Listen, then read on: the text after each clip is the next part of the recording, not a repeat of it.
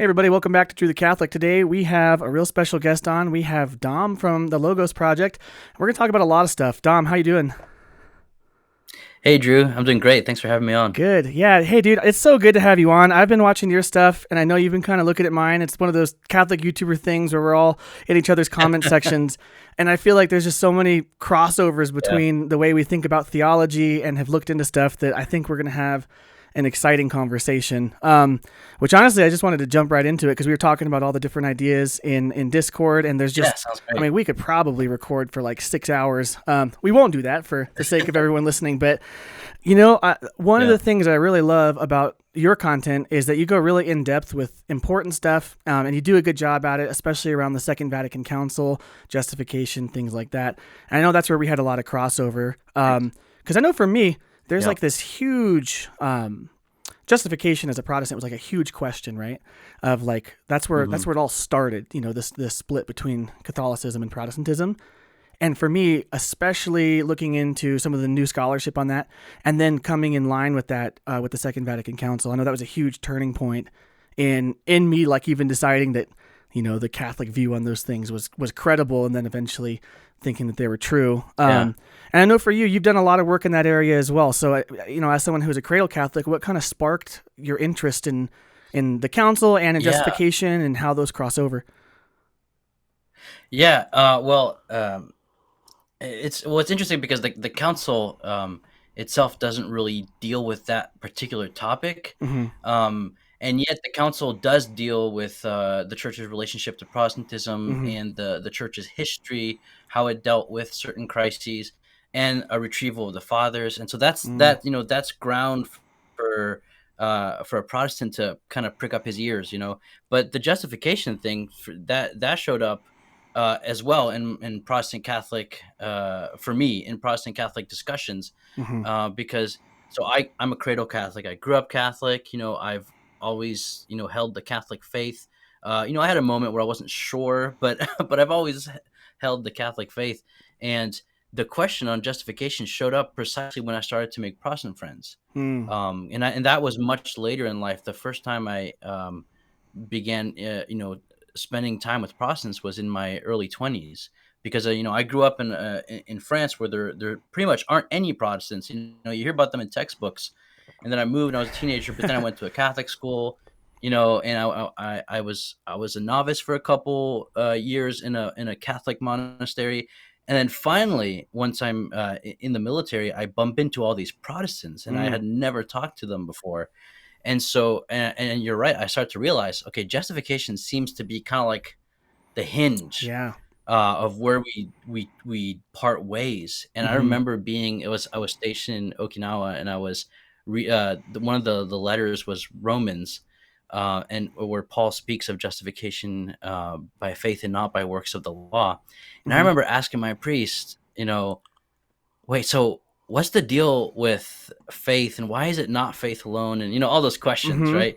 And he sent me a good answer, but I felt a little dissatisfied with the answer, and I don't think I even fully understood the answer, and so I was just perplexed, and so I took a deep Mm. dive into, like, okay, what in the world, because I remember reading Romans and being completely confused. Uh-huh. Like, what in the world am I reading? None of this makes any sense. The language he's using, the terms, the sentences seem incoherent. Like, what is Paul talking about?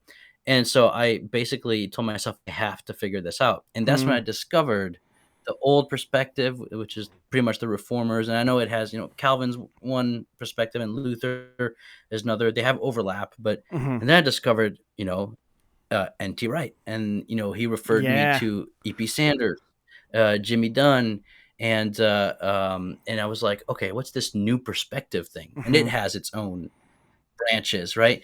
But it really kind of revolved around works of the law. And then I found this book by Dr. Matthew Thomas called Works of the Law in Second Century Reception, or something to that effect. Hmm. I'm like, well, yeah, well, it makes sense. Let's go see what the fathers say. Anyway, that opened up the whole justification conversation. And after coming out of that rabbit hole, I felt like I could show Protestants other Hmm. Protestant authors to make my Catholic point. Yeah, So that's that was really kind of what helpful. happened. Yeah. That's really helpful Yeah. because there's inherent credibility in like using a non-Catholic to prove Catholicism, because they'll be like, oh well, I can't say that that guy's just a total bozo because he's kind of in the same camp as me and he's making points that, yeah, that's funny. So Yeah. you and I kind of had a similar journey with that from the opposite ends, right? So I grew up in Exactly. typical evangelical context for the most time, most of my life, and really was like full on Calvinist, Mhm. like Reformed theology at one point. I was very unhappy with that worldview. It's not satisfying in some ways, but um, I remember I was studying Yeah. theology, and we had a professor who, for the first time, had given a view of justification that didn't require imputation, and really didn't require Calvin's view of election. And I remember being like, oh, that's interesting. It also kind of makes more sense, the Old Testament in my mind. And then I remember when he brought up the Mhm. discussion of like, your Bible probably translates this works, but what it should be is works of the law. And he started talking about covenant, and he started talking about works of the law, Yeah. and the perspective of Second Temple Judaism. And I remember at that moment, Yeah. like I felt like all the stuff I had learned in my first 2 years of my theology education, I was like, I don't know anything, because this whole new world opened up. And really what it was is kind of the whole project of the New Perspective, right? Is in a sense recontextualizing the New Testament within Judaism of that century. Because obviously, if we were going to look Yeah. at like, Yeah. like Hasidic Judaism today, it's a little different. Like, but back then, with the Yeah. Second Temple and all of the oral traditions and the customs they had, the whole New Testament just started to come alive in this way, looking into that stuff, right? And then, yeah, then you get into N.T. Wright's discussion of works versus works of the law. And for me, at least, Romans, yeah, Yeah. made a lot more sense. But then also, I felt like I started speaking a very different language than some of the other Protestants and like classic imputation. And I was like, wait, what Yeah. does this mean? Because it seems like that world is starting to create a divide even within Protestantism. Like I know, N.T. Wright was writing all his books, and everyone was just falling in love with him. And then John Piper came out swinging with his response, and they had a little tiff and Yeah. stuff. Yeah. But what would you say, maybe for someone who's listening, how would you explain that distinction between the classic Protestant view of like works versus the New Perspective view of works of the law when we read those words in the New Testament? Yeah. Yeah. By the way, yeah, when I discovered N.T. Wright, I fell in love with his writings Oh, immediately. dude. I became, yeah, and I still love him to this day, but I did become a little bit more critical as time went on. But I still love him. I love his works Yeah. to this day. But anyway, that's a whole different conversation. But no, it's hard to oversimplify because the more Right. I started diving into this, the more complicated it got. But if I were to simplify, so if any scholars are listening, don't hold me to the Yeah, letter. we're But not speaking for uh, academic papers here. This is, yeah. yeah. So if I were to simplify, the old perspective is basically the perspective of the Protestant reformers from the Hmm. 16th century. In general, it means that we're saved by faith alone and not Hmm. by any works, whether we're talking about the works. So we're talking about the works of individuals, either Hmm. prior to faith and salvation or even after faith and salvation, even after grace. Hmm. So no works whatsoever justify you. It's only faith. It's the work of Christ that is effective, not Hmm. ours. Calvin, if I remember correctly, Calvin will say, no, you can work. That's great and all. It doesn't contribute to your justification. Luther Right. will go as far as to say, if you try to work at all, that is sinful because you're assuming the role of the Right. Savior. Which is why he didn't like Yeah, James. He didn't like the yeah, Epistle of James. exactly. Yeah. Yeah. So that's the old. Yeah, sorry. Go ahead. Oh no, you're good. I was just agreeing with you. Keep going. Oh no, yeah, no. So I think that's the best way to simplify the old perspective.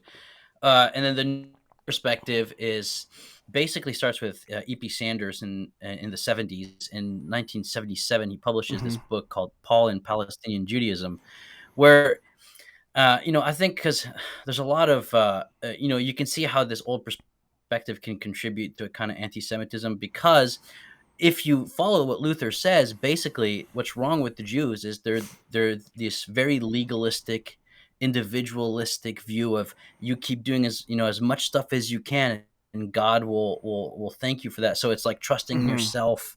Mm-hmm. It's being clever and but also very legalistic and moralistic, and it just paints a really bad picture of Judaism as a Right. religion, right? Right. And so yeah, and Sanders is like, I'm not seeing that in the Second Temple period. Mm-hmm. And so he basically he went through all of these Second Temple sources, and he's saying it wasn't an individualistic works righteousness thing, Right. right? What it was is Israel was elected by God by Mm-hmm. grace through no merit of its own. Mm-hmm. And the works of the law are those elements of the covenantal structure that you perform in order Mm. to be part of the elected people. Not, that doesn't make the individual elected. The collective is Mm. elected by God. And to be part of the collective, you're culture, which means Mm-hmm. all of the Torah laws, Sabbath, circumcision, all that stuff. Mm-hmm. And I mean, like, if it's a works righteousness religion, like, are you saying that babies like consciously and morally circumcise themselves to be saved? Like, no. Right. Like, circumcision is right.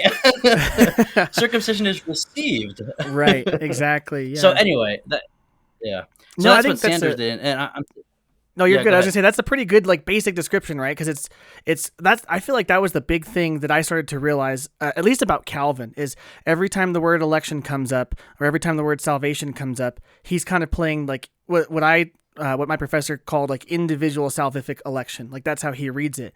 But in the Old Testament, Mm, you never see that as the game. Like whenever God appoints Abraham, he's appointing not just like Abraham the individual, but he's appointing his whole lineage for the purpose of the Abrahamic promise, right? And the same with Jacob, with yeah. and we see even the promises to Judah, the promises of David. It's never like this individual, like just this one dude removed from everyone else. It's always people groups for a purpose, right? And then I even think about, like in I think it's in Malachi, which Romans 9 quotes when it says, Jacob I loved, Esau I hated. Well, we both know that those become the fathers of people groups that God has a covenant with Jacob, right? And then Esau, those become the Edomites, and you know how that story goes if you've read the Old Testament. So I remember that just Yeah. foundationally destroying the idea of Reformed soteriology. And then it's like when you start reading it through the Mhm. lens of covenant, kind of like you were saying, like God started the covenant, obedience to the Mosaic law didn't start until after they had been rescued out of Egypt. So salvation sort of like precedes obedience in that way. And then obedience isn't like earning your spot, like you just said. Circumcision was given to you before you even knew what you were doing. And you're sort of Yeah. taking up the mantle of like, this is what my family's about. And I'm choosing to be a part of my family. As opposed to like, yeah, Yeah. like Pelagianism, right? Which is what Luther thought, right? He thought that Yeah. like the old covenant, God tricked them into thinking they could be Pelagians and then went psych in the new covenant, which Yeah. has a lot of issues if you really work it out. Yeah. No, I remember that absolutely. opened it Yeah. up. So anyways, yeah. Well, No, because go ahead. you brought up something I can't remember it. Wait, I lost my train of thought. Anyway, no, absolutely. So that's the thing. It's. Oh yes, you said there's a theme in scripture that I discovered is that the few are always chosen for the sake of Mm. the many. And so if Yeah. we're talking about the faith of an individual like Abraham or David or something, it's always for the sake of humanity. It's for the sake of the covenant community. It's never about just the individual. Any grace that is given is always for the sake of others, Mm. never just for the sake of the individual. So I realize there's a lot of like modern Western individualism being read into these texts that just isn't there. Anyway, and so that was a huge thing. So the covenant, right? But with Sanders, then suddenly through a bunch of scholars, they started to realize that this term works of the law, right, doesn't refer to just Yeah. things you do in general, but specifically to Torah law and Torah Mm-hmm. covenant Mm-hmm. and the laws of the covenant. But then the new perspective people split up on different interpretations after that, and I think it's because they're in the Protestant framework, so they can't talk about this idea of a new law, this idea of a new Moses and a new Mm-hmm. priesthood that's perpetual. Because Mm-hmm. for them, it's kind of in the past, priesthood and sacrifice and law is like Old Mm-hmm. Testament stuff. Now it's grace, the individual spirit, So as a Protestant framework, I think gets in the way of taking this new perspective further. So Yeah. anyway, that was it for me. Yeah. I think you're totally right though, because like I remember some of N.T. Wright's best lectures, because I read a couple of his books, but I do this thing where like I'll listen to lectures about the book to get the gist of the book. It's kind of like reading the first and last chapter just to take the key points and diving into the middle where you need to. But Yeah.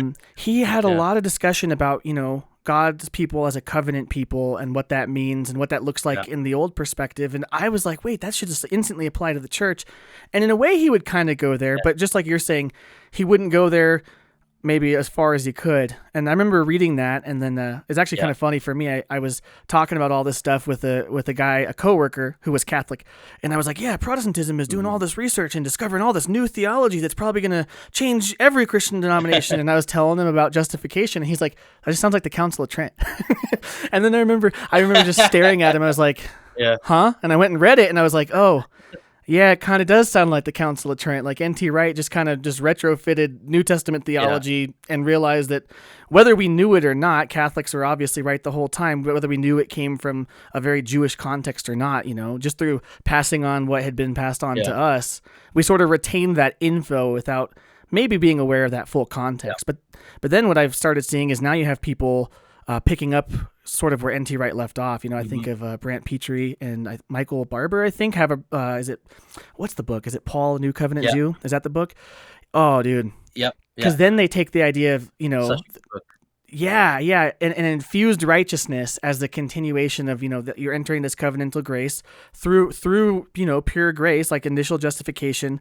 But then God isn't just leaving you as like snow-covered dung. He's actually infusing that covenantal righteousness into you and making it really and truly active in you, which for me like reads so much better with the fathers in terms of theosis, right? Like I remember that was another big book I read, was on understanding the Trinity through the lens of the fathers. Now this was at a Protestant college, and we're reading, I think it was The Life of the Trinity by Donald Fairbairn, if you've ever heard of it. And Protestant dude totally just talked about theosis as like, this is why the Trinity is necessary. Because a lot of us in the Protestant world are like, yeah, Trinity is necessary. Don't really know why. Just got to believe it, kind of move on, don't think about it too hard or it'll break your brain. Yeah. But when you start like thinking about God and his covenant people as he's trying to deify us, trying to enter us into the life of the Trinity and become by grace, what Jesus is by nature, like that whole idea of theosis, well then infused righteousness is kind of like the only way you can have that. But the New Testament clearly supports theosis, right? Like I think it's 1st or 2nd Peter where he says, you were becoming like God. Like he's inviting you into his divine life. And it's like, wait a minute. Partakers of the divine life. Yeah, that's what it is. Partakers of the divine life. That's the language. Yeah. Yeah. And that's so much more than just this mere like cloak of righteousness that God is, I don't want to be too unfair, but it's kind of pretending is yours, even though it's not really. He's like making it actually yours. So all that was starting to come together in my head. And I'm like, wait, that makes sense with 1st century Judaism. That makes sense with the patristics on the Trinity. Oh man, justification is so much more than just this like initial legal transaction that I benefit from, It's richer. It really is. Yeah. And it's more exciting, But also, I think you kind of put your finger on the kind of irony of some of this is that the new perspective is in fact the old perspective, and the old perspective is a new perspective. Now, obviously, that's simplifying some details, but we can only do so much. But so in other words, it's like it's kind of like Protestant scholars realizing, wait a minute, the Reformers kind of like did something new here. It was pretty novel, which is never great. Fathers, yeah. So anyway, but to me that was super helpful in talking to Protestants. But the second thing, and interrupt me or anything, but the second thing that really, really helped me with when talking with Protestants to understand them and to help them understand the Catholic position was the Second Vatican Council, its texts and its explanation, its retrieval of a more patristic explanation of the faith. Was especially I know a couple friends of mine who really struggle with the Mary question. They struggled with the sacraments, and the council laid out this theology that was profoundly beautiful, where it brought Mary and the church back together where they had been separated in a way that actually made sense to several Protestant friends of mine. So anyway, so the justification thing, and then the theology I was getting from the council and the theologians behind the redaction of those texts of the council combined together made it so that like suddenly I felt equipped to not just evangelize Protestants and gotcha and how do you have the canon of sola scriptura, which is a good point, but like like a slam dunk argument, right. Like it kind of getting lower, like, well, where does the canon come from, and why is it the way it is, and like, what's Hmm. the theology behind reception? What is the liturgy have something to do with the canon? Okay, well, what's the sacraments? Okay, what about this Mary stuff? And getting deeper than just surface clashes, but Right. giving a reason for your faith, as Peter says, right? Not Mm. just an answer or a syllogism that stumps them, but a principle that explains things. I Hmm. feel like that's when I suddenly at least began to be equipped with better answers than just, apologetics at the Right. top. Yeah. Like, because then it Anyway, becomes deeper in principle than just like quote mining the fathers to get some gotcha quotes of like, oh, Ignatius said that if you don't believe exactly. in the Eucharist, then you're a heretic. So I, Yep, I, I yep. think that's exactly right. Like, because I remember as a Protestant, kind of like reading the fathers and looking across the water going, uh-oh, I can't really be like a Baptist anymore or whatever. At least I got to be Anglican. Yeah, And then I started reading the council documents, and obviously I started at the most recent one, so I yeah, started at Vatican II, and it was just like reading the fathers in so many ways, like the way that it's written, yeah, which I know some people that's like a criticism is like, oh, it's not this like question answer clear thing. It's like kind of yeah. really it's like prose. It's beautiful. It's flowery in some ways, but it's It not is. for it's still deep. It's still theological. It's still precise. It's just maybe not a style of writing the Yeah, Western mind is used to, but I think it's pastorally relevant in that that's kind of what the world needs now is not just this like didactic like question answer educational system type thing of just like remember this for the multiple choice test, but like really like sitting and dwelling on the reasons, and expanding. Anyways, all that to say, I started reading it, and yeah, like exactly what you mentioned. Some of the things it talks about with soteriology, the ecclesiology that it clarifies and puts forward, and then some of the other things too of yeah, even just like making sense of history, because like I think of like documents like Lumen Gentium and Unitatis Redemptigratio, and it's pretty crazy because you're reading this and it's like, oh wait, it's saying that Protestants are truly brethren because their baptisms are valid, but that baptism is proper to the church, like that belongs to the church, which means that everything good and mhm, beautiful that I had as a Protestant is really only explainable by its Catholic roots, and what unity and what connection we do have is inherently Catholic, like whether you like it or not. So in a sense, it's like Protestants, they kind of belong to us. So that changes your approach as well. Of yeah, instead of being like, well, we're entirely different, it's like, well, actually, they belong yeah, to us, and so now we have all these tools of just practically like if there was unity. There's kind of only one yeah, ecclesiology that works for that, and it's the Catholic view, right? But yeah, but at the same time, just that yeah, beauty of like the covenantal theology of baptism and where that comes from in the patristic sources makes sense of like why yeah, Protestantism is even around, right? Because if they were so separate as to be entirely devoid of grace, they probably wouldn't still be around, yeah. right? And the church kind of recognizing that and Mhm. calling them back. I think another thing too, and I'd love to hear your take on this. I know the Second Vatican Council sort of I don't want to say like change attitudes, but created a different approach in terms of how Catholics studied theology. Because I know before that it was just like hand on what has been handed down. Let's stay away from all the crazy stuff the Protestants are doing. It seems like they're all becoming theologically liberal.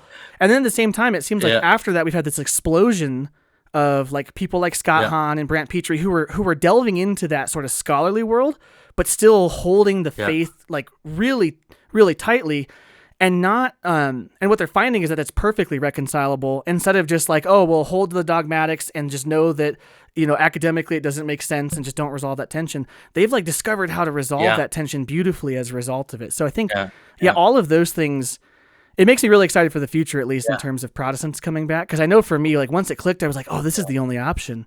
And I feel like I'm starting to see that in more people. Their brains are kind of going, oh, Jesus wants us together, and now we're having these evolving yeah, views on some of the central things that separated us, and there's really only one way that looks. Like the council kind of, I don't know, I'm probably getting too meta. It seems to put all of those things in place to like no, even create, for a yeah. reintegration of our separated brethren.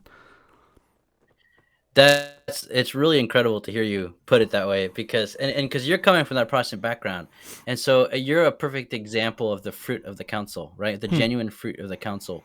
There was a lot of chaos after the council, and Hmm. people blame the council for that.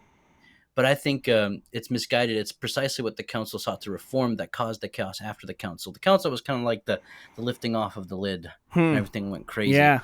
But I think you're a perfect example, along with other friends of mine who have converted, precisely because of the language, the explanation, and the theology of the Hmm. text, and the way you explained that, I think was just spot on. Like, it's not a That's good. didactic question response. Yeah. Yeah. No, it was excellent, Yeah. Thanks. you're right.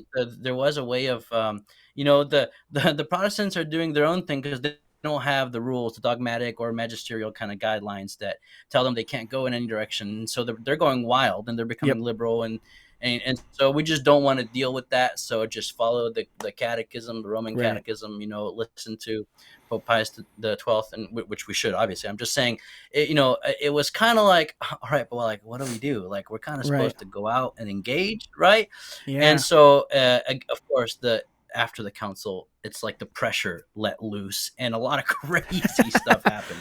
Yep. But uh, but the way you explain that, man, I'm telling you, like, it really makes me happy to see that the people who are a living example of the fruitfulness of the council. Hmm. It's just really makes me happy. So yeah, Dude, so that's spot on. I think it's one of those things where, like, if you just read history, you realize that almost no ecumenical council like ended and the next day was implemented. There always seems to be this period of Yeah, all the people that kind of like wanted the council to go away that it never could have, kind of try to, have yeah, their last ditch effort yeah. to get their way or whatever. I mean, I Mhm. think about like some of the councils going against Arianism. It's not like Arianism was gone the next day. It was still around for quite a while. So I think with a lot of that stuff, it's no secret there are people within and outside of the church who want to influence it in a way that it can't go, and that's kind of like it's kind of cool because we get to see the doctrine of the indefectibility of the church play out in real time. But but yeah, I think Yeah, I mean at the same time, it is a unique place because just like we've been talking about, I think it poised the church to be ready to be on mission again, right? Because for so long, I think the church enjoyed being like, hey, man, we kind of evangelized the world. We're enjoying the fruits of that. It's getting a little wild now after the Reformation. But now it's like we're finding ourselves in yeah, Rome again in so many ways. And so, yeah, I mean, the council documents, like, they're pretty prophetic in yeah. that way, dude. That's the other thing I realized reading this. And I'm like, some of the ones on like mass media and like the changing attitudes of the world, and like in the decree on the apostolate of the laity, it's like talking about how there's so many Mhm. attitudes that are pervasive, that are contrary to religion and a moral society. And it's like, imagine if Yeah, they had written this today, because it's like even worse. So it was exactly what we needed. We just yeah. haven't realized what we have yet. And I think in a lot of ways. And yeah, and there's so many intramural, debates and Yeah. complaints about the council, but we don't. I mean, that does well. Yeah. One thing you brought up though that I really like is, you brought up this idea of Protestants as separated brethren and the commonality of baptism, but also this focus that you kind of see play out in some of the Catholic biblical scholarship, like you said, at St. Paul Center, for Mm. example.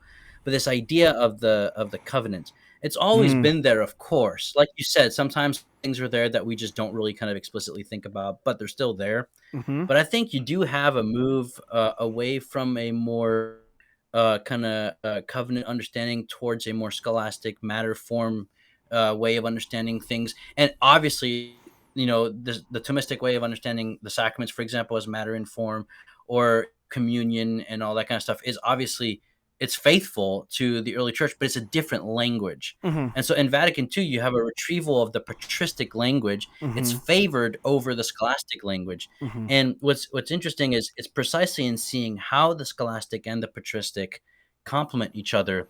And I think it's just more effective to use patristic language today, but Mm-hmm. just we got to be careful not to forget the scholastic language. At Yeah. least as Catholics, we don't have to speak to people with that kind of matter, form, substance, accident language. I think because they're not going to understand, and that's exactly what the Right. council was setting out to do. Is like, people don't understand these things anymore, Mm-hmm. so let's use language that's actually understandable and beautiful and accurate. But Mm-hmm. really, I think the huge thing for me, and I know I'm rambling, but the Oh, you're huge good. thing for me, because you spoke about this, what the council did when it comes to how it saw other Christians, Hmm. and I don't think it can be understated the influence of Cardinal Henri de Lubac on the Second Vatican Council. His two books, Catholicism and Corpus Mysticum, Hmm. uncovered a profoundly rich and stunningly beautiful ecclesiology centered on the Eucharist in Mm. a way that actually, believe it or not, despite the fact that many Protestants don't believe in real presence, some do, some don't. Despite that, it's actually much more ecumenically fruitful because it Mm-hmm. sees communion as the gathering of many around the Lord's body in a way where the Eucharist knits together the church. So we can talk about, like different churches, different ecclesial communities, and then but the sacrament of baptism, is kind of like the foundation. But then you have some non-Catholic Christians who do have a Eucharist, and for many it's valid, for some it's not valid. But is it not? It's more confusing, right? But the Right. point being is this idea of communion that the council put forth, communion in the Eucharist, actually opened up all of these new ecumenical paths that were not compromises, Mm-hmm. but that were actually capable of engaging other Christians in a way that was Mm-hmm. very fruitful. And I think we still have yet to see the fruit of that. But it's going to take a while. But Yeah. it's not like all the Lutherans are going to come back tomorrow. That's not going to happen, right? It is But you're interesting right, too. though.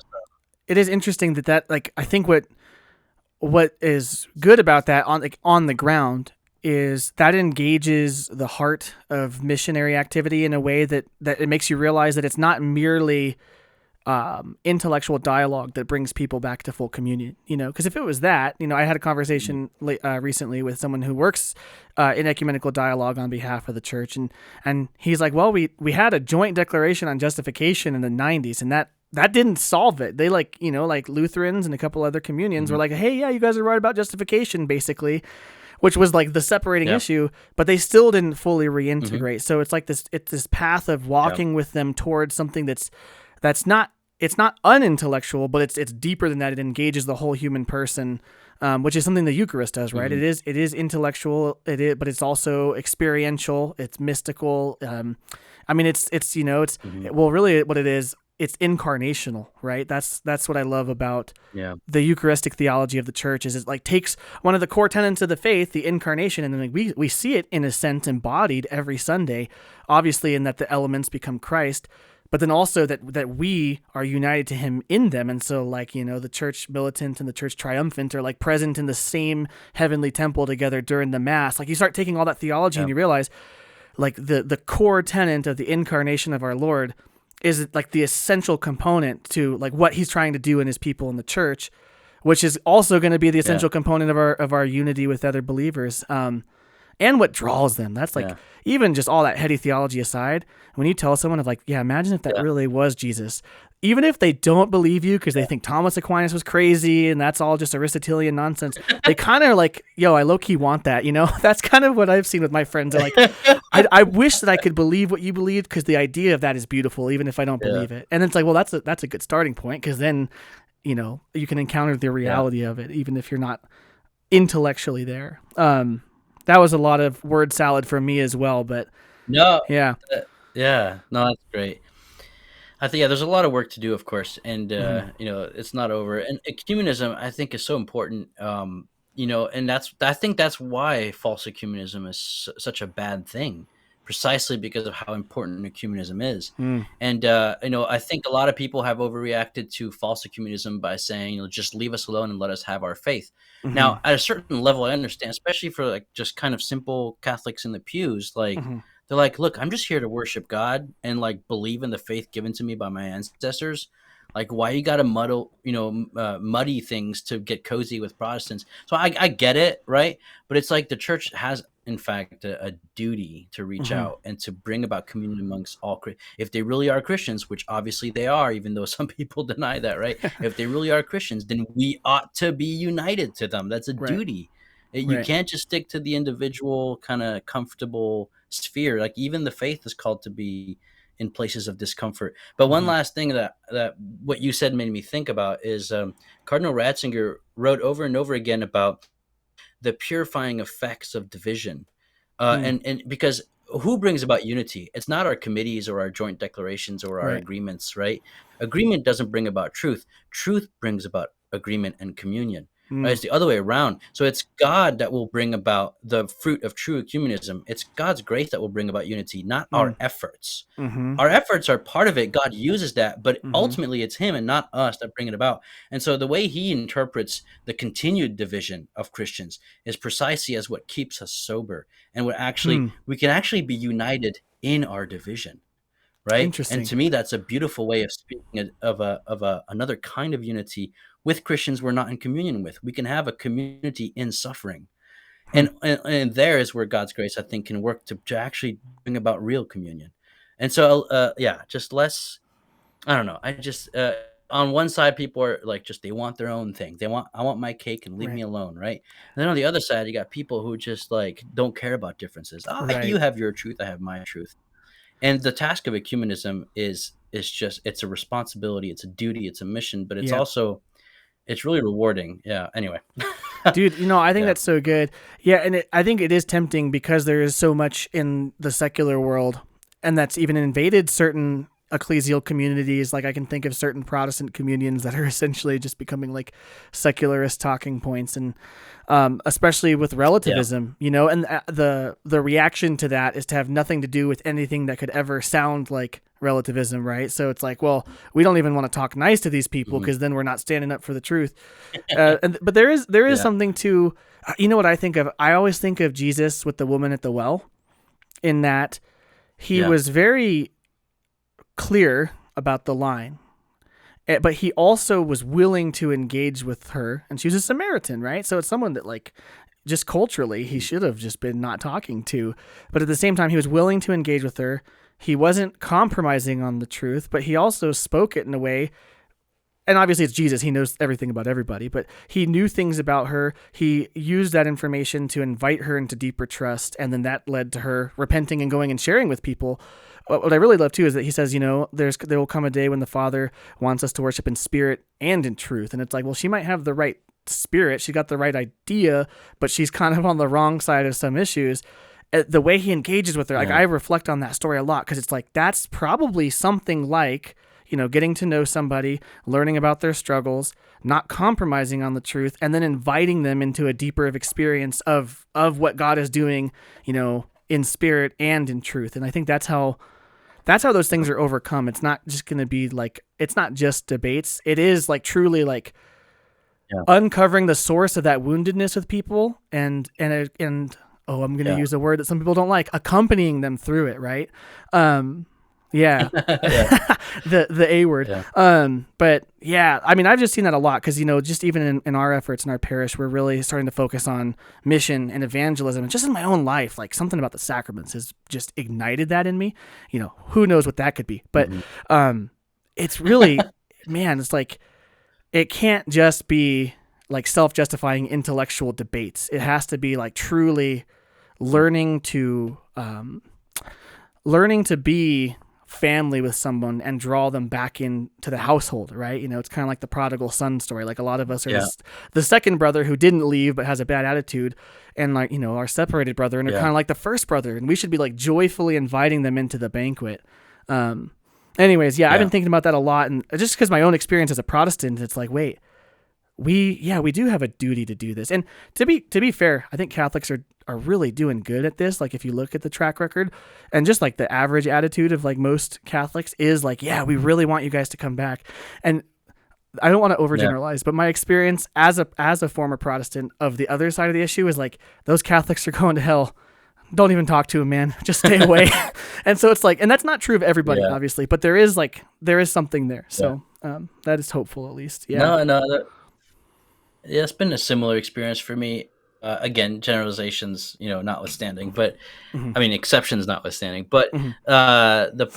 what's interesting to me is that what you said kind of brings up to the fore the relationship between communion and truth. Mm. People sometimes think that we have to compromise with fullness of communion in the name of truth, right? Because something is true, we can't be united. Mm. Because, precisely Christianity, Catholic claim is that the fullness of truth is only found within the fullness of communion. That's what Mm. First Timothy 3, is it 3:15 or 3:16? Anyway, one of those two. That's what it says, that the church is the pillar and foundation of the truth. What it Yep. means is that full communion and the fullness of truth are the two sides of the same coin.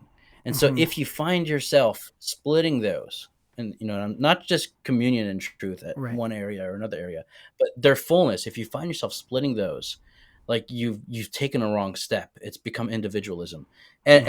And bringing it back to the new perspective on Paul and the Second Vatican Council, and and notwithstanding, there were crazy things after the council, Yeah. and we have to appropriate the council in a way that isn't crazy. Fair enough, right? But and I'm talking here about the intramural Catholic debates, right? And Hmm. sure, the church does. Sometimes sometimes it's chaos in the church. That's all true. But again, it's not us who make the church; it's Mm. Christ who makes her, right? Hmm. And so I think that it's in forgetting yourself and your own problems, and in reaching out to Protestants through this new perspective stuff, the theology, the council, and living it in a non-crazy way. Like, to me, is the answer to like the Catholic who wants to be happy today. That's what you got to do, man. Yeah. Like get into this new perspective stuff, right, of Paul, Hmm. and then get to the council, and then live a holy life. Don't be liberal, but don't don't I love it. don't separate truth and Right, communion. That's right. that's the answer. Yeah, Oh man, well yeah, the beautiful part about that is when you really discover everything you just said, and not just as like this cute little idea, but like as the actual like ontological reality of the church. Then all of those crazy things, at least in my experience, as I'm entering into those ideas, not just as like an intellectual token, but like as like the actual reality we're living in as Catholics, I'm not as worried about them, if mhm, that makes sense, because you know that they're just a yeah, fad, they're just passing. The idea, like the whole like, well, yeah, let's strip the altars and make everything kind of ugly and cultural looking, so people then they'll want to come to yeah, mass. It's kind of the whole. This is my analogy yeah, for this, and Kyle Whittington's gonna yell at me. I say that you can't sneak Jesus into a pizza party and expect people to want Jesus, which is kind of funny because that's how he came to Catholicism. You're the one exception, Kyle, but you yeah, know what I mean. We can't dilute these things to be culturally acceptable yeah, and then expect them to be as powerful as they were. In many ways, what has made the Christian faith so potent is its like oppositional power to the idiosyncrasies of the world and the flippancy of culture and the craziness of human beings. Like the idea that a couple uneducated Jews see this guy rise from the dead and then convert the entire Roman Empire to Catholicism in 300 years and are willing to die for it in horrific ways. That's the most oppositional, rebellious thing you could ever have. But the whole like, well, let's just tone it down and make it all acceptable to everybody. It's like, no, you're taking what makes it good, and yeah, you're fundamentally changing it in some ways. So yeah, it is interesting. But then you don't want to do the opposite thing too, where you get so afraid of becoming like the world that you like aren't engaged with it missionally, because then you can just become in yeah. many ways like stubborn, I think. So it's hard to narrow is the way, right? Narrow is the No, I way. agree. Yeah. Yeah. No, amen. I mean, I can't remember the exact line, but Ratzinger once put that a church that makes its message compatible with the world has no message to offer the world, Mm. right? And so it's like Christianity has something distinctive to say. If we're just going to make ourselves look like everything else, then we've abandoned the task of Christianity in its very Mm-hmm. essence. Mm-hmm. There's something we have to say, and it is countercultural, but it's also something that builds cultures, right? Yes. And that Yes. kind of brings about the best in humanity. Christianity is the only real humanism, right? And I Mm. think if you get rid of Christianity, it becomes, atheistic Yeah. humanism, and that ends up in Nazi Germany and the Gulag Archipelago, Mm-hmm. stuff like that.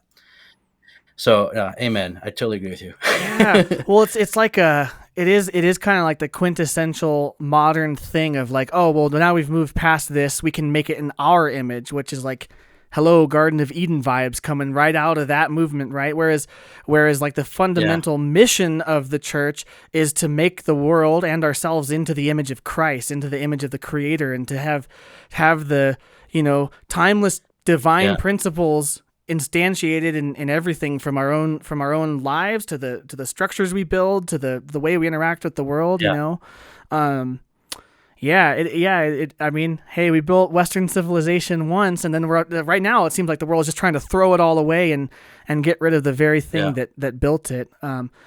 All of that stuff I And love. honestly, Oh, go ahead. oh, I'm sorry, I cut you Oh, off. you're What were good. you gonna say? I was just gonna say, I just think of the G.K. Chesterton quote of like, well, our faith in a way seems to be dying, and it might have died many times, but luckily its founder knew how to rise again. So for anyone who's worried about all this, like, resurrection is coming, man. But anyways, what you had a point you were Well, gonna say? that's the thing. That's why people like you make me really happy and hopeful and excited because, all these newcomers to the church, it's like they discovered what kind of us. Catholics have kind of taken for granted, right? Hmm. And like, especially the older generation that kind of went through the silly season, as Bishop Barron calls it, they're kind of, they have battle scars. They're worn down. They're sick of it. They just want their Eucharist, their confession, and their scripture, and they want to die in the Lord's grace, and they're sick of fighting Yeah. with some of this stuff. But it's the people like you, man. They come in, they're like, all right, what do we got to do? Dude, And you've I'm ready discovered to this fight. Let's beauty, go. and Yeah. you're excited. Yeah. Yeah. And it kind of reinvigorates people who, Hmm. like, I'm still young, right? But like the older generation, but also people who've been Catholic their whole life. Hmm. It reminds them, stop taking for granted like Hmm. the insane treasure you have, like this rich tradition and these brilliant thinkers and these mystics and this treasure trove of prayers and liturgy and the younger generation, I think, is gonna blossom into this, just focus on the liturgy and the splendor of God, and that's gonna renew the church, I think. So Yeah. anyway, there's a lot of people who are sick and tired, and maybe they should kind of come out of themselves and try to pay attention to new people like you. Yeah. You know what it is? I think it's the faith is ever ancient, ever new, in the same way that, God, like Augustine talks about, God is like ever ancient, ever new. I think we need the ever newness of it in a way, right? Like it is ancient and good and beautiful. And there is like this sort of like nostalgic draw to like, dude, we're praying something that's 2,000 years old. At the same time, it's really important to realize that it's ours. It's living, which I know you share quotes all the time about how Ratzinger's talking about that. It's living. So it is truly ours. It's not this ancient tradition that we weren't handed. And in some senses, I get that feeling. Like in our particular moment as young people, we feel like we had this whole thing that was building civilization that wasn't passed on to us. But in a way, like that tradition still is ours because it's living. It is living. We can take hold of it, and we don't have to take something that's ancient and find out how to rebuild it. Like it's still alive. And I think what gives me that zeal is just the encounters of like, that's what it is. And even as a Protestant, like God leading me along the way, there were so many powerful like encounters with him I have that aren't like that are almost impossible to theologize in some ways, but I mean they fit within the realm of theology and I can make sense of them. But just like profound encounters with the presence of God that made me yearn for more, and really this openness as a Protestant of like, God, I know that the real truth of all this theological stuff is beyond me. I need you to lead me. And I kept praying that prayer, and I kept praying that prayer, and it took some weird turns, but ultimately it landed me here, and it's like full satisfaction. And I think what it is like, it's like I found that pearl of great price in the field, and I can't help it. Like as soon as we were confirmed, my wife and I agree, it's been the same way. It's just like all of that longing welling up within me. I think a lot of like what C.S. Lewis talks about with Sehnsucht, that longing we all have. It's obviously satisfied fully in God, and then it just felt activated by the sacraments, because it's like I had been like in a boiler pot for like a decade, and then I realized, wait. Yeah. The church is the pillar of truth. That doesn't just mean like, oh yeah, if you read the catechism, you have all the right theology, so you can pass the theology test and go to heaven when you die. She's the solutions to the problems of the world. And like, why aren't we telling everyone about this? Like social teaching of the church, amazing. It would fix everything. How we view the human person, gives everyone dignity. It's beautiful. There'd be so many people with so many less, lived problems in their life if they took hold of those things. And it's like, we have this beautiful treasure, and the more we soak in it, and really what it is, the more we encounter it.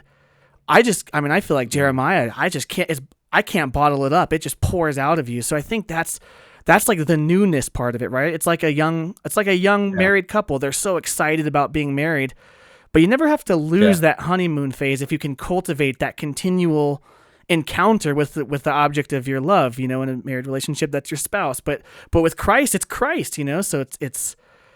Oh, that's what it is. Like, and I'm a really heady person, so that's what I've noticed activates all of the cool ideas I have. Instead of just being an old dusty bookcase, the more I actually encounter Christ, especially in the Eucharist, it makes me kind of crazy. Like I become that crazy Jesus guy a little bit. But it's like that's what we need as Catholics, man. We need to have that. We need to have that honeymoon phase again, I think, and really just encounter. In reality, the Jesus that we love so much and we know so much, and it's like I just keep asking for that, and then God keeps delivering, and then it just kind of makes me weirder and weirder, but more effective. So that's what I'm all about. No, I mean, and I think that's really what the council wanted was a Mm, renewal, mm, bringing things, making things new again, like you yeah. kept saying, right? And that's exactly what the council explicitly had in mind. Like Saint John the 23rd said that. The theologians spoke about that. The documents speak about the universal call to holiness. The whole reason was to renew the church that needed Hmm. kind of to kind of wake up and stretch, like for having slept a little bit, you know, and no, absolutely. And it's precisely because the church is a sacrament Mm, that I think you can have both this very important and necessary optimism and a mm, kind of realism. mm, And so, because I think sin will always be with us, the poor will mm, always be with us, as Paul mm, says, right? Division will always be with us, and that goes back to Ratzinger's points.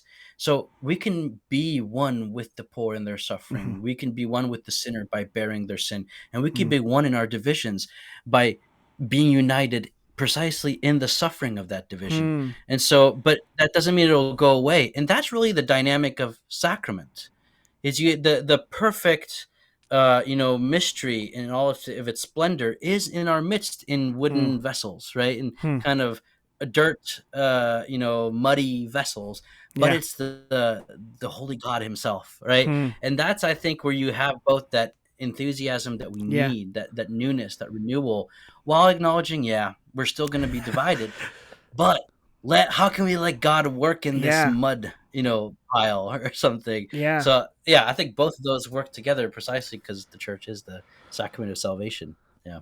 Yeah. Now we're cooking. Cooking with gas.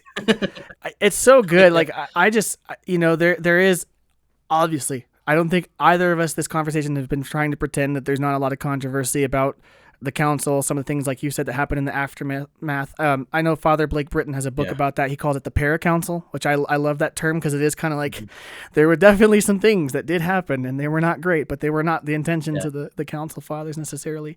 What Yeah. for people who are, because there was a period even in conversion, and I think a lot of converts go through this, where like you've encountered in books this like really beautiful thing, and then the flat reality of the fact that there's people in your parish hits you in the face, and it can be easy to like want to blame that on like, oh, the council was modernist and we need to go back or something. But that's not just Yeah. converts having that issue. There's a lot of people kind of scandalized and feeling maybe like it wasn't implemented, or maybe it just shouldn't have happened, or having Yeah. some skepticism about it. What do you think needs to happen there to kind of resolve that issue? Not that I want to call it an issue, but like Yeah. what conversations do you think we need to have to sort of kind of resolve that fear of like being hesitant about the council because maybe that was the problem, without opening the whole I can of think worms two that things. discussion can lead to, I guess. But Yeah, no, and that is a huge discussion. yeah. I think two things maybe would be, part of why some of it went well. First of all, if we hadn't had the council, things would be worse. I'm Hmm. convinced of that. Hmm. And it's precisely through reading some of these theologians that are behind the documents. It's through reading them that I realized the council was very necessary. If it weren't for the council, I don't know what would have happened. Now, at the same time, I do want to acknowledge that I think that the council fathers and their advisors were so focused on getting the theology right that they didn't spend enough time thinking about implementation Hmm. and about and they were just a little too optimistic about how the world would receive things, Hmm. and that's a fault that the advisors themselves have acknowledged. So Hmm. there is blame again. See how you can like blame like the failure of human beings here without blaming the doctrine of the council because of the Right. work of the Spirit. Right. I wish traditionalists would take that position. Come on, it's more nuanced. Anyway, but that's a pet peeve. Sorry about that. Hmm. But yeah. So like yeah, I think yeah. So in a certain sense, if by what you mean that Vatican II made things bad, if you mean that the Council Fathers really kind of failed us with implementation and being kind of overly optimistic, then I would say yes. But at the same time, there's no way they could have known. I Right. mean, I've read descriptions of that post Second World War era and the Hmm. kind of optimism and reasons for it. And Hmm. I'm telling you, if anybody lived at that time and was a committed Catholic working in the church, you'd be just like that. And there's Hmm. very good reasons why. Especially after the atrocities of the war, especially in Germany, they realized only Christianity can secure the opposite of what we just lived through. Right. And everybody agreed. And this scientists were saying science doesn't explain everything, and the theologians were saying we need to take into account what science is saying. And so everyone Mm-hmm. was like, we might make this work out, guys. So Right. obviously, right? So anyway, that's another tangent. But the point being is that I think the way through this mess, because there is a lot of debates and things going on about how do we apply the council. Mm-hmm. And I really think, John Paul II and Benedict XVI weren't just post-conciliar popes. They were present at the council, Mm. and they helped with the drafting of the documents. They were very influential, both of them, in the documents. Ratzinger, especially, I think Mm-hmm. he didn't really tell us enough about his because he was so humble about the Mm-hmm. influence he actually had.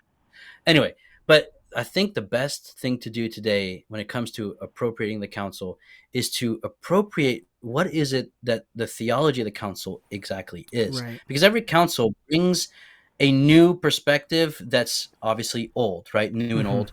But there's always a hermeneutic. There's always like a key word that will explain the theology of a particular council. So for Chalcedon, right, it was the fact that there is a kind of there's a union between the human and divine nature in the person of Christ, right? For I don't know Constantinople, it's how the Spirit like makes it so that the Father and Son are truly one God. So every council, there's like something you can kind of put your finger on. That's what that Mm-hmm. council. That's the hermeneutic. That's like the way you got to think of it.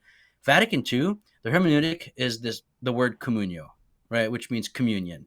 Mm-hmm. It's really this understanding that Christendom has split up into division on so many levels in theology, in Mm-hmm. society, in culture. There's all these divisions in science, every philosophy. And so the task of the council is to find the proper communion that will solve Mm. all this division. And so understanding that and explaining it properly at the popular level. And that's Mm. why I think your channel, for example, is a great opportunity. I think there's other channels out there, in parishes. Like if people that are active in regular parishes could just do a little bit more work understanding what it is the council really sought to say, Yeah. and to kind of break it down and translate it and apply it in our CIA, in men's group, in Bible study, in a way that's organic, fruitful. And I think that's when we can really I think start to see the fruits and go out to Protestants, bring the Mm-hmm. council to Protestants. That's how I Mm. helped talk and evangelize to other Protestants. Mm-hmm. So I think it's really the fact that it wasn't translated and it wasn't disseminated correctly because of Right. the paracouncil. That's actually a phrase from de Lubac. He lamented the council of the media, the paracouncil. Yeah. And absolutely, that's what we have is the paracouncil, at least Mm-hmm. visibly, is what people think of. So, Mm-hmm. Well, yeah. that's interesting too. Like, I'm thinking of all this through a lens. My parish priest talks about, I don't know who the individual who wrote it was, but there's this paper he read that there's this Catholic theologian that I wish I had it and could reference it off the top of my head. But basically, the idea is that the church, in a sense, develops antibodies for whatever the culture is going to need healing from. And I think, in a sense, kind of we saw that with not just the content of the council, but also how bad some of that went in the aftermaths of, like you said, the council of the media and the division of the Mhm. world. Well, the church theologically developed the antibodies and the contents of the council. And now as we learn to live that out, I mean, just looking at the world, there was this sort of secular expectation of full, globalist kind of unity coming in a weird, totally Yeah. postmodern way. I think now, the past couple of years, we're seeing that dream start to flicker a little bit.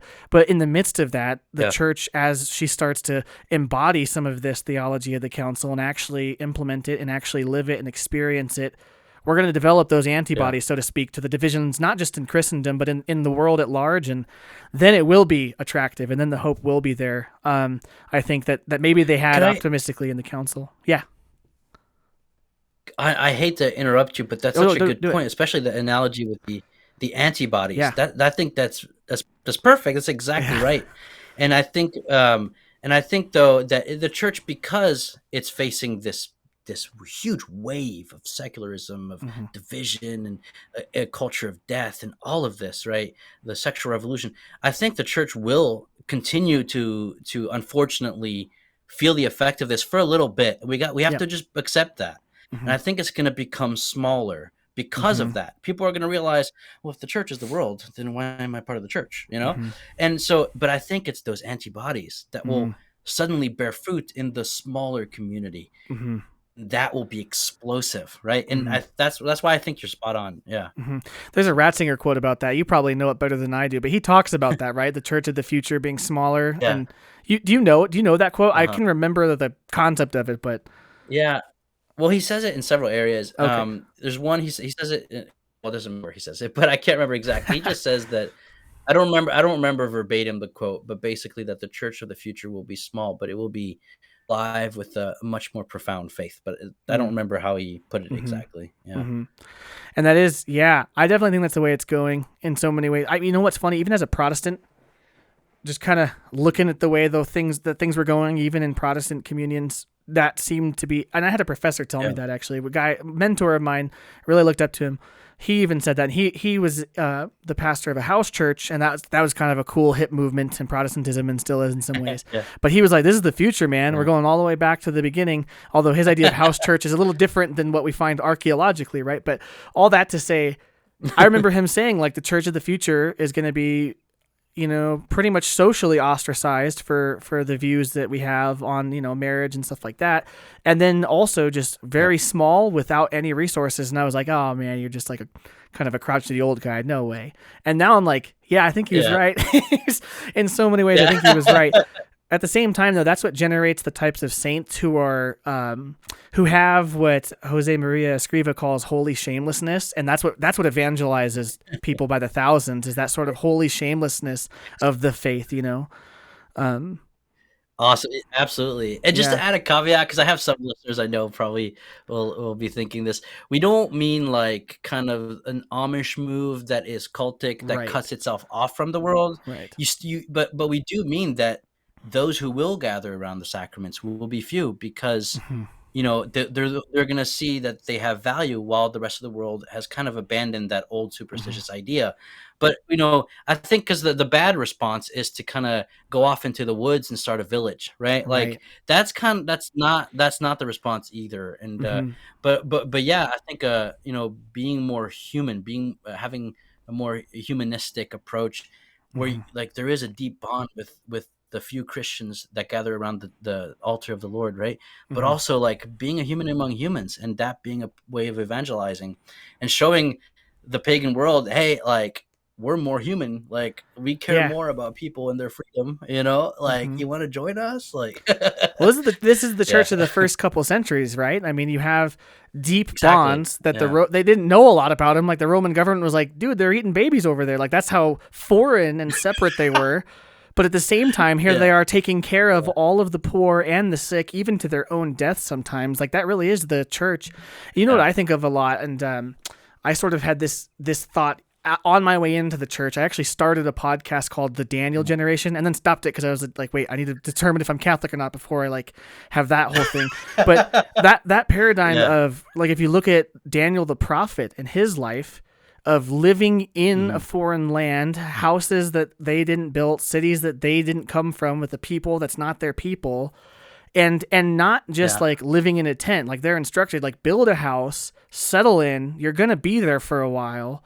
I mean, well, it's kind of funny because now yeah. Scott Hahn's new book is probably, Catholics in Exile. He's talking I was about that just same gonna thing. bring that up. Yeah, Yeah, but it's that paradigm I haven't of read the the book, exile. but Yeah, I yeah, haven't either. I just listened. yeah. He just had an episode on it for Matt Fred's Locals, Okay, and it was kind of funny because I was listening to that. I'm like, this is the whole like Daniel paradigm that I've been stuck on for so long. Of yeah, Daniel was fully yeah, faithful to every iota of the Mosaic covenant, and he was embodying it hmm, in a way that was honest and good and true to the source of the Mosaic covenant, and also was active in the community he lived in such a way as to benefit the pagans he lived in the midst of and have high-ranking positions, and they loved him. They wanted him yeah, to be a pagan, and he wasn't ever willing to do that. But the yeah, content of his faithfulness was actually what was empowering him to be beneficial to the community he lived in. So it's like, I think we will probably yeah, embody the same things, like really strong, tight-knit Catholic communities, like you're saying, but who are yeah, outwardly working for their local community probably most effectively. Like it's not like we're just going to all rally around a presidential candidate and make America Catholic, but at the same time, if we yeah. can No, yeah, implement local things and be really involved in businesses that we're starting and school communities and charitable efforts, if we're active on those fronts, I think the leavening power of Catholics on mission in those contexts is what does it. You stole it from me. That's great. The passage from the council that speaks of the lady as leaven in the world, right? Yeah, leaven in the That's world, right? exactly right. Yep. That's exactly right. And so Ratzinger talks about this several times. He's so good at showing the relationship between the preconciliar problems and the postconciliar chaos, Mm. and the how the council was the solution properly understood. But he's also good at speaking of what we should do next, what's the Mm. future, how we shouldn't put too much hope in our doing, but more in God's grace. But one thing he does say is that you will have these more, like you said, intentional small communities that won't be cut off and become cultish. And Hmm. precisely by following the teaching of the council, you can have a more intense and intentional sacramental life that is genuine. You can focus on local and kind of slowly dismantle the kind of monopolizing of the economy or Mm-hmm. what have you. But also, like, yeah, being like active and being a good citizen, right? This is Right. the early church paradigm. The early church paradigm, I'm going to be a little controversial by saying this, but it's not the trad paradigm of going into the Hmm. woods and starting a village, right? Sorry. And okay, that's kind of an over. I have Sure. to be careful. I probably shouldn't have said it that way. Uh, not. I'm trying to be I know what you're saying, diplomatic, though. You're right? just saying that it's not Yeah. the paradigm of let's just completely cleave ourselves from the world and leave it behind and forget it. Yes. Yeah. Yeah. Yeah, because I know people call themselves traditionalists, and Mm-hmm. they do love the council, and so I'm Mm-hmm. anyway. That's a whole can of worms. The point being, though, is that I love the way you put that, the idea of the lady being the leaven, right? Right. Because we are a church that's on the go. We're a pilgrim church, and that's Mm-hmm. why the bread was unleavened, right? Mm-hmm. Because they had to go, they had to hurry up. But at the Mm-hmm. same time, if we're patient and if we kind of become holy through the sacraments, through the church, and just stop trying to fix the world through our own means, I Mm-hmm. think that's precisely how God's himself is going to start Mm-hmm. rising in new people. Yeah. Mm-hmm. Yeah, and it's so good. And I think in so many ways that's going to be a natural way that the principle of subsidiarity unfolds again Mhm. in just our experience as Catholics. And it's kind of ironic because it's funny, like Jordan Peterson of all people gets this right in that the whole, like, if you want Mhm. to change the world, start with cleaning your room. But it's not just like, well, because you have to be put in order first, but it really is, renewal and movements and things like this do start at that level properly, right? And so it's like, well, if we want to see a strong nation again, if we want to see a strong world, if we want to see a strong, united global Christian communion that's evangelizing the whole world, so that every tribe and tongue and nation is there at the inauguration of the eschaton, then that's going to start with us just living it well, faithfully in the small things, right? Like, he's trusted with little can be trusted with much. And I think there is a temptation so often of like, Lord, just come in and change everything from the top. Give us a pope who's like uber Yeah. based and make the Germans stop being so weird, and make my priest really cool so that I can just enjoy it. Yeah. At the same time, it's like, maybe part of Yeah. it, I think we're going to be fired in the forge of like suffering even at the hand of the church, as so many great saints have been, and at the world, sometimes Yeah. at the same time. And that's going to be like dynamite for the next generation, because the people who remain faithful in the midst of a potentially confusing to blatantly confusing church and world, like that is gold refined in fire. And there's nothing that's going to stop what they do when they're faithfully raising children and starting businesses that Mhm. are, good and benefiting the world in good ways, and implementing the social teaching of the Yeah. church, and it is hard to do, but it's like kind of like everything worth doing is hard to do. So it might not be sexy, but Drew, that's our call I to think. sainthood. Yeah, no, I totally Yeah. agree. Drew, I think we need to find something we disagree on, because this is getting kind of out of Oh man. hand. I'm kidding. Probably No, coffee. but The we most can talk for controversial opinions I hours. have are Yeah. about coffee. So that's depending on what kind of coffee guy you are. I don't know. That's funny. Yeah. No, this is great. I really appreciate your insights, and the way, again, like the way you kind of, because you're someone that's coming from the outside and seeing the council from the outside. For me, who is someone who spends a lot of time with the council and the composers of the texts, it's really refreshing to hear that, because it Hmm. confirms what I've been trying to share with other Catholics who are more skeptical, right? Hmm. And it's a breath of fresh air, because sometimes when you keep fighting a fight, you kind of want to take a break and put your weapons down. But then somebody comes Yeah. along charging, and you're like, well, that motivated the crap out of me. Leroy Jenkins. Yeah, That's me, exactly. man. That is me. Yeah. Oh man. No, that's Yeah. great. Yeah. Yeah, dude, it is good. I think it is important to find people that you can be refreshed by too, because like I know that I deal with that sometimes, because sometimes with the channel, but then sometimes even just with our efforts in our local parish, like you can butt heads or run into obstacles, whether it be with like high theology or even just with practical, like, dude, why can't we agree that song like maybe isn't theologically correct? We shouldn't sing it at mass. There's all sorts of things like that, and it's good to have people that you can run with and be refreshed by. I think it's important, but yeah, dude, Yeah. I've really enjoyed our conversation. I'm trying to think. Do you have any final thoughts about anything we've talked about? I mean, it seems like we focused a lot on the council and mission and things like that. That's likely because that's what I'm thinking about a lot. But Yeah. it all connected with starting about justification, which was the central issue of our disunity as Protestants and Catholics, and then now we're seeing in the wake of Vatican II that renewed missional effort, that clarified ecclesiology. And that pastoral approach is kind of going to be the grounds for resolving some of those issues. Smaller church, more faithful church. Oh, man. Yeah, I don't even know how to summarize all that. That was a lot of good stuff. You can tell it's stuff that you and I are just stewing on, because it's so naturally coming out, I think. But yeah, no, this is wonderful. Yeah, thanks for inviting me on the show. Yeah, I think one way that I would kind of summarize our conversation would be that I think in different ways we kind of both came to appreciate the splendor of the church, which is communion, right? And I think that is precisely we kind of see the potential in the council that is yet to be tapped into, right? And I think that we're both excited because we want to be part of the party that taps into that. And so really, but it comes down to, action flows from prayer, and actio from contemplatio. And I think it's the more we can be stunned by the splendor of the church, precisely because she's vested with the glory of her Lord, then we can be sent out on mission effectively. And I think that I think you and I are like on the same page. We share that we see that beauty, at least glimpses of it, because we're this side of the veil, and it excites us, and we like what we see, and we want to tell the people. So, and I think that's wonderful, and that makes me happy. So, yeah, dude, I couldn't have said it better myself. And I think that is the key. That's kind of what I've been seeing and discerning even in my own life, and then just in our parish community as we're working towards renewal. That prayer really is the beginning and middle and end of that effort. Like the more that you're just steeped in the goodness, the splendor of God, the beauty of the church, and just surrounded by the sacraments, the more that you really are contemplating that, it becomes like a glass that's overflowing. You can't help but want to go do something about it. And I think that's the key, is getting to the point where you can't help it, because then it's like it's not going to matter how you're feeling. It's just going to happen.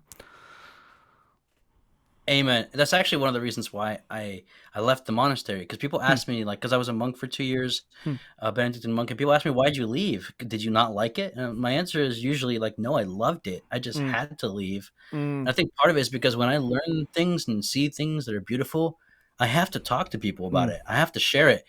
And so the contemplative life on its own, I couldn't do it, like almost physically, right? Like, so that's part of it. Other reasons too, but like, that's one of the reasons. Just, dude, when you see something cool, like, you want to tell your friends, Yeah.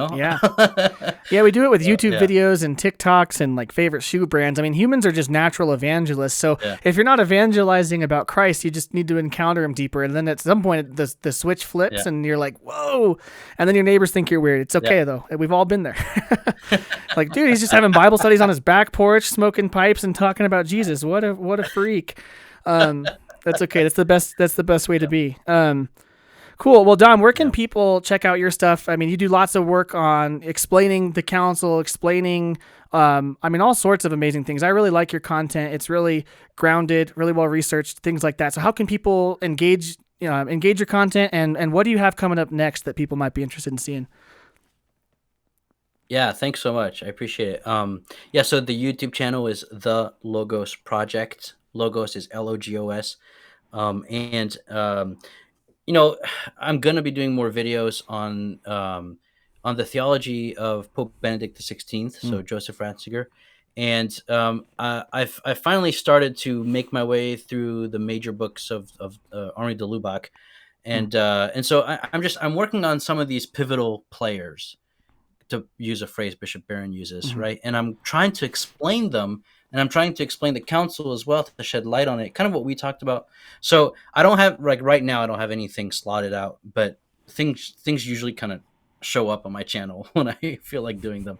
But more scholars to talk about the council, talk about Ratzinger, de Lubac, and just many things in Protestant Catholic conversations. So mm. look forward to that, and that's all. Yeah.